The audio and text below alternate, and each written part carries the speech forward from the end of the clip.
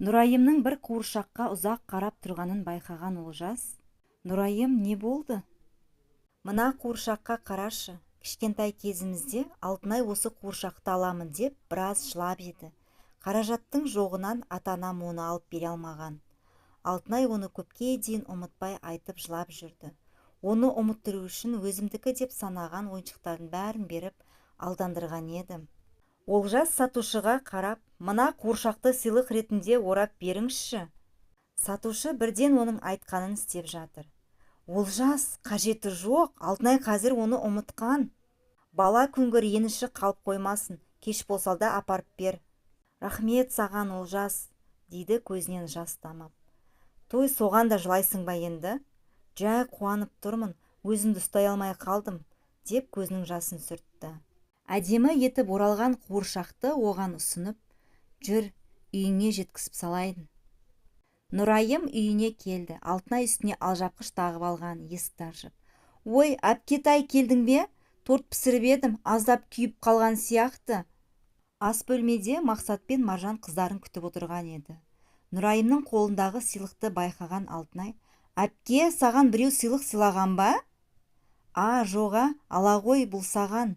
Маған ба?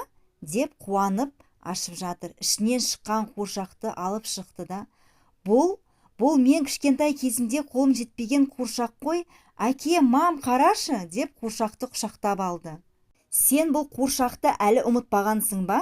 Есейгенде қолым жетеді деп ойламаппын. Рахмет саған, әпкетайым, деп Алтынай Нұрайымның бетінен сүйіп алды.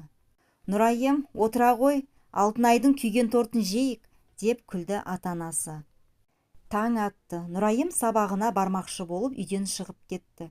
Жолда ойланып келе жатыр. Өзінің уақыты аз қалғандай, бәрімен қоштасып үлгеремін ба деген ой маза берер емес.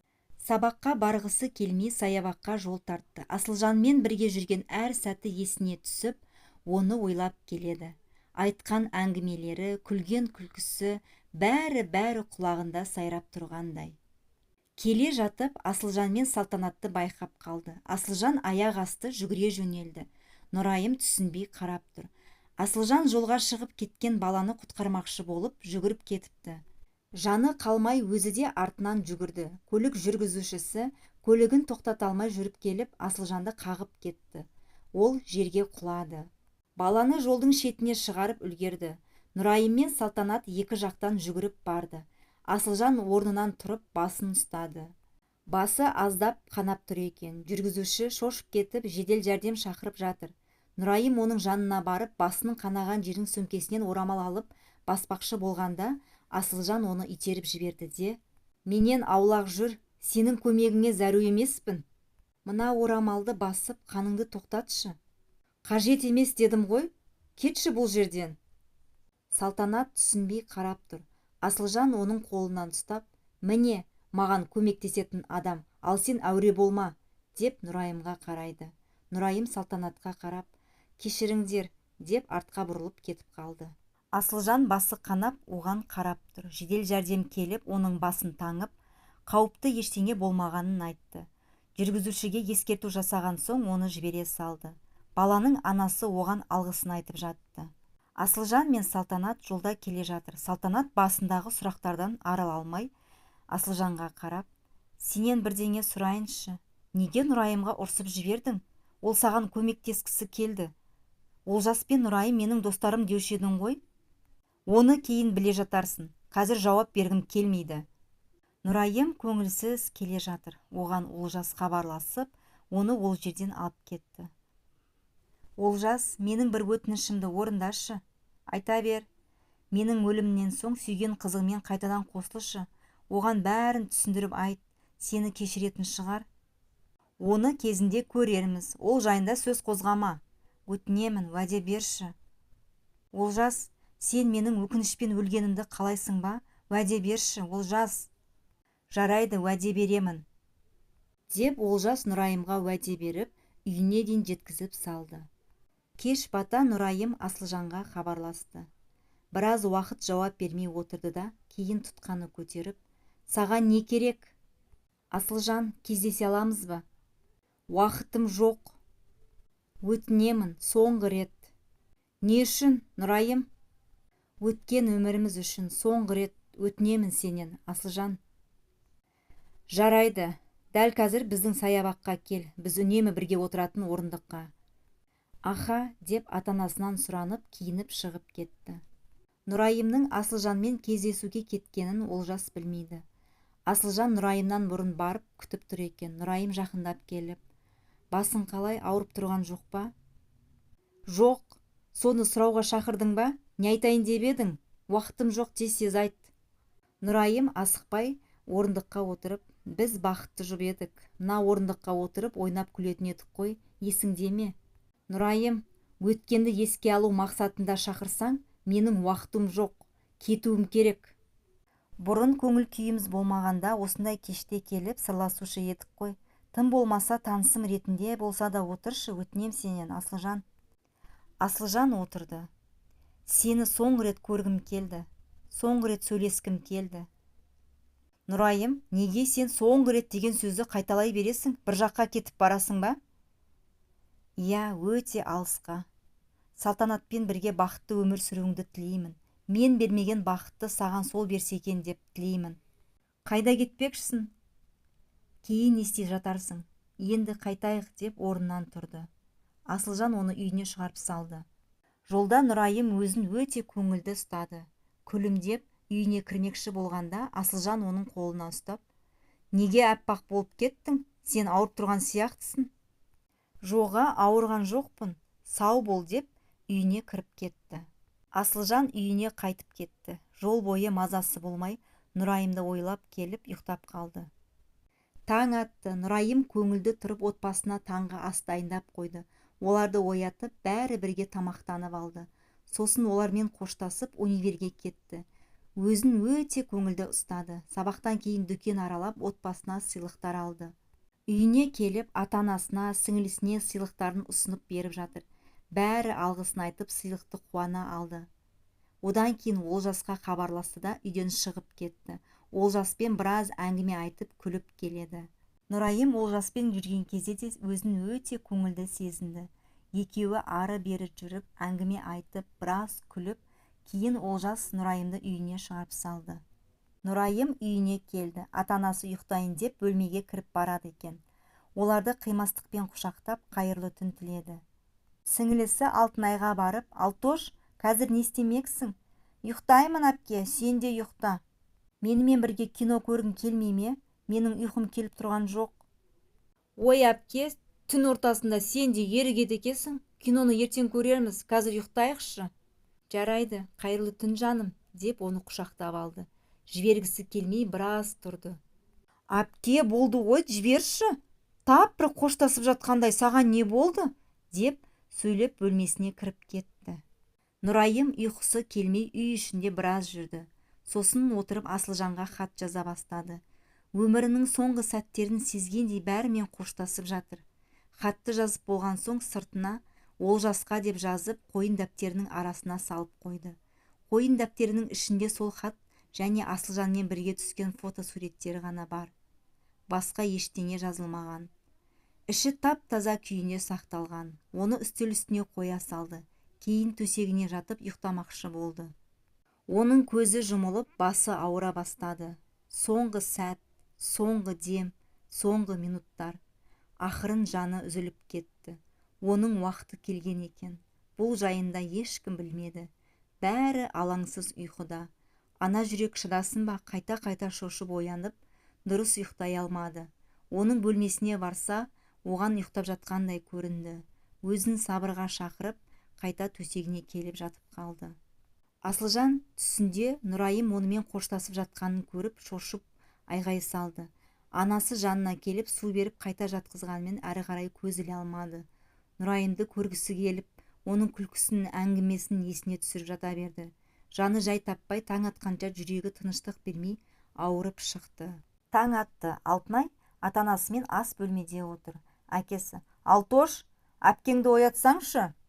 Түнімен кино көрген болар. Маған кино көрейікші деп жүреді. Мен ұйқым келген соң жатып қалғам. Әлі тұрмағанына қарағанда тым кеш ұйықтаған болу керек». Маржан қызына қарап: «Барып оятып кел, сабағына кешігіп қалмасын». Алтынай Нұрайымның бөлмесіне кіріп: «Әпке, тұршы, сағат 10 болды. Сабағыңа кешіктің ғой. Әпке, әке мен мамам шақырып жатыр. Тұрсаңшы енді, туф, әпке!» деп бұлдана бөлмеден шығып, ас бөлмеге келді де: «Ерке қыздарыңыз тұрмайды. Қанша оятсам да көзін ашар емес». Маржан орнынан атып тұрып, оның бөлмесіне барды да: «Қызым, Нұрайым, тұра ғой!» деп маңдайын ұстап: «Денең сұп-суық қой, тоңып жатырсың ба? Қызым, не болды? Ауырып қалдың ба? Нұрайым, Нұрайым!» Осы кезде әкесі жүгіріп келіп: «Не болды? Көзін ашпай жатыр, жедел жәрдем шақыршы, денесі сұп-суық, ауырып қалды ма? Қызым!» Жедел жәрдем келді. Оны тексеріп болған соң ата-анасына қарап: «Өздеріңізге бекем болыңыздар, ол өмірден өтті, арты қайырлы болсын». Маржан жылап: «Сіз не деп тұрсыз? Мүмкін емес, қайтадан тексеріңіз. Ол жай ғана ауырып қалған, неге тұрсыз? Оны тексеріңіз». Мақсат оны әрең ұстап тұр. Алтынай оның жанына отырып: «Әпке, әпке!» деп жылай бастады. Қаралы күн. Оның өмірден өткенін естіп, көршілері, туыстары ағылып келе бастады. Үй іші абыр-сабыр, ортада зар илеп қызын жоқтап отырған ана. Оның бөлмесіне барып, жан-жағына қарап жылап тұрған Алтынай. Оның телефонына көзі түсті. Біреу хабарласа кетті. Тұтқаны көтеріп тыңдап тұр. Олжас арғы жақтан: «Нұрайым, Нұрайым, қайдасың? Телефонды неге көтермейсің?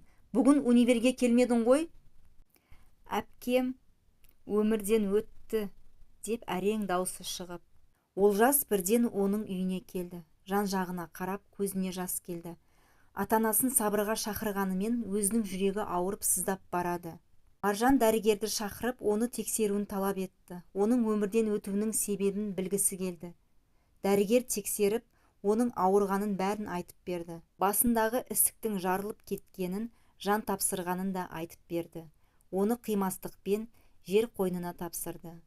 Барлық туған туыстары, көршілері: «Біреу өмірден өткенде жылауға болмайды екен. Ол адамның өмірінің аяқталғаны ғой. Қатты жылап оны ойлағанмен ол адам қайтып келмейді», деп Маржанды жұбатып жатты. Сондықтан да сабыр сақтап, өз-өзіне келуін өтінді. Өзін өзі іштей жеп отырса да, көп жыламауға серт берді. Барлық адамдар кетіп қалды. Олжас қана бір орындықта отырған күйі қозғалмады. Мақсат оған жақындап: «Балам, сен кім боласың?» «Нұрайымның жақын досы едім. Оның бөлмесіне кірсем бола ма?» «Әрине, Алтынай, оны әпкенің бөлмесіне апаршы», деп өзі Маржанға су әкелуге кетті. Олжас пен Алтынай оның бөлмесіне кірді. Бөлме іші жап-жарық. Нұрайымның жоғы қатты сезіледі. Жан-жағына қарап, көзіне жас келіп жылап алды. Үстел үстіндегі қойын дәптерін көрді. Қойын дәптердің сыртында Олжасқа деген жазуды көріп, Олжас қойын дәптерді ашты. Қойын дәптердің ішін ашқан кезде Асылжан мен Нұрайымның фотосуреттері жерге шашылып қалды. Онда және де Асылжанға берерсің деп жазылған екен. Әрі қарай ашпай: «Бұларды мен алып кетейін, қарсы емес шығарсың», деп қолына ұстап шығып кетті. Олжас Асылжанға хатты беру үшін оған хабарласты. Асылжан тұтқаны көтеріп: «Алло, мен Олжаспын. Не керек? Саған бірдеңе беруім керек еді. Уақытың бар ма? Сені қайдан таба аламын? Не бермекшісің? Менің уақытым жоқ. Кейін өзім хабарласамын», деп тұтқаны қоймақшы болғанда, Олжас: «Тыңдашы, бұл Нұрайымның өтініші еді. Сенің қызың маған не бергісі келіп қалды? Бұл өте маңызды. Кездесуіміз керек, қарсы болмашы». «Жарайды, қазір 1 сағаттан соң саябаққа барамын, сонда күт». Олжас саябаққа келіп, бір орындыққа отырды. Бірер минуттан соң Асылжан келіп: «Не беріп жіберді?» «Мыналарды», деп хат пен фотосуреттерді қолына ұстатты. «Осы үшін шақырдың ба? Сонша маңызды деп едің? Әлі ештеңе білмейсің ғой. Саған неге бұларды алып келді деген ой келмей ма? Неге өзі хабарласпайды деп ойламадың ба? Менімен кездесуді қаламаған болар, өткен сезімдері есіне түсіп кетер деген болар. Ал фотосуреттермен мына хат қоштасу белгілері шығар». «Иә, Асылжан, дұрыс айтасың. Қоштасу белгісі. Бірақ өмірдегі қоштасу емес, мәңгілік қоштасу». «Сен не деп тұрсың?» деп асыға қатты аша бастады. Оны оқып отырып көзіне жас келді. Нұрайым онда өзінің ауруы жайында, Олжас жайында жаза келе соңында салтанатпен бақытты бол және кешір мені деп аяқтаған екен. Асылжан сенбей, бұл не мазақ? Енді менімен ойнауларың қалып еді. Бұл мазақ емес, бұл шындық. Ол өмірден өтті. Асылжан үнсіз жаны жоқ адамдай тұрып қалды. Тіпті көзінен жас та ақпады. Бір кезде Олжастың жағасынан ұстап, өтірік, сен маған өтірік айтып тұрсың. Қалай дәтің барады, өліммен қалжыңдауға болмайды. Білемісің осыны? Өтінемін, сабыр сақта, мен де жетісіп тұрған жоқпын. Оның өлімін есту маған оңай дейсің ба? Олжас оны біраз сабырға шақырған соң Нұрайымның мазарына алып барды. Екеуі имамды шақырып Құран оқытты. Асылжан Олжасқа қарап, неге? Ол неге олай істеді? Саған арналған хатында бәрі ашық жазылған ғой. Шындығында ол сені қатты жақсы көрді. Мен сенің орныңды ешқашан баса алмас едім. Менің жанымда отырып сені ойлап, сен жайлы ғана айтатын. Сенің бақытың үшін ол бәрін жасырды. Сенің бақытың ол үшін бәрінен маңызды болды. Ал мен оның бақыты үшін араларыңа түсуіме тура келді. Асылжан, кешір мені. Салтанатпен танысқан күн ол үшін ең маңызды күн болған еді. Салтанатты іштей ұнатып, сендерді бірге көргеніне қуанатын. Мен қалайша оны ренжіттім, қалайша жылаттым, деп Асылжан жылайды. Асылжан, ол саған ешқашан ренжіген жоқ. Қайта өзін сенің алдында кінәлі санайтын. Сондықтан да өзіңді қолға ал, деп Олжас Асылжанды жұбатты. Алтынай бөлмесінде отыр. Нұрайым сыйлаған қуыршаққа және Нұрайымның фотосуреттеріне қарап үнсіз отырды да бір кезде: маған қуыршақ керек емес, маған сен керексің. Әпке, сені сағындым. Кино көрейікші, қайтып келші. Мына қуыршақ қалай сенің орныңды басады? Енді кім менімен күліп ойнайды? Әпке, әпкетайым. Кім менің күйген тортымды жейді? Кім мені қорғайды? Деп жылайды. Анасы Маржан мен әкесі Мақсат кіріп келді де: сабыр сақта, қызым, ол қуыршақты еріккеннен сыйлаған жоқ. Сенің бала күнгі тілегіңді орындағысы келді. Жылама, өзіңді ұстай ғой, қызым. Оның ұзатылып бара жатқанын көру сізге арман болып еді ғой, мама. Оның маңдайына сол жазылған ғой. Амал қанша, қызым. Қаралы күннен кейін Асылжан мен Олжас өте жақын араласып кетті. Олар дос болып кетті. Асылжан жарты жыл өткен соң Салтанатқа үйленді. Өткен өмірі жайында оған бәрін айтып берді. Ал Олжас өзінің уәдесін орындады. Яғни өзінің сүйгені Мадинамен қайта қосылды. Оған үнемі Нұрайым жайлы айтып отыратын. 5 жыл өткен соң Асылжан Олжасқа хабарласып: Олжас, бүгін Нұрайымның өмірден өткен күні. Біз үйден шығып барамыз. Әдеттегідей оның мазарына барып Құран оқытамыз. Жарайды, мен де отбасыммен шықтым, дейді тұтқаны қойып. Олар мазарда кездесті. Имамды шақырып Құран оқытты. Асылжан Олжасқа қарап: рахмет, сен ең керемет доссың. Сен де, деп құшақтайды да Асылжан мен Салтанаттың қызы кішкентай Нұрайымға қарап: қане сүйкімдім, жылқыға отырамыз ба? Иә, деді тәп-тәтті үнмен майысы. Кел, деп оны көтеріп алып жүгіріп кетті. Мен де барам, әке, деп Олжастың ұлы Арман жалынышты үнмен жылап. Асылжан оны көтеріп алып Олжастың соңынан жүгіріп барады. Салтанат пен Мадина күліп қарап олардың соңынан бара жатыр. Алтынай қазір тұрмыста, десе де бұл күнді ұмытпайды. Өзінің туған үйіне Құран оқитын имамды ертіп келді. Мақсат таңырқай қарап: қызым, қайдан келдің? Имамды не үшін ертіп келдің? Күйеу бала қайда? Ұмытып қалдыңыз ба, әке? Бүгін әпкемнің өмірден өткен күні ғой, оған Құран оқытамыз. Күйеу балаңыз жұмыста, бізді кіргізбейсіз бе? Кіріңіздер, кіріңіздер.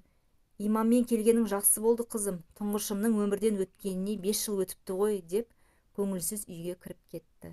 Осымен хикаямыз аяқталды.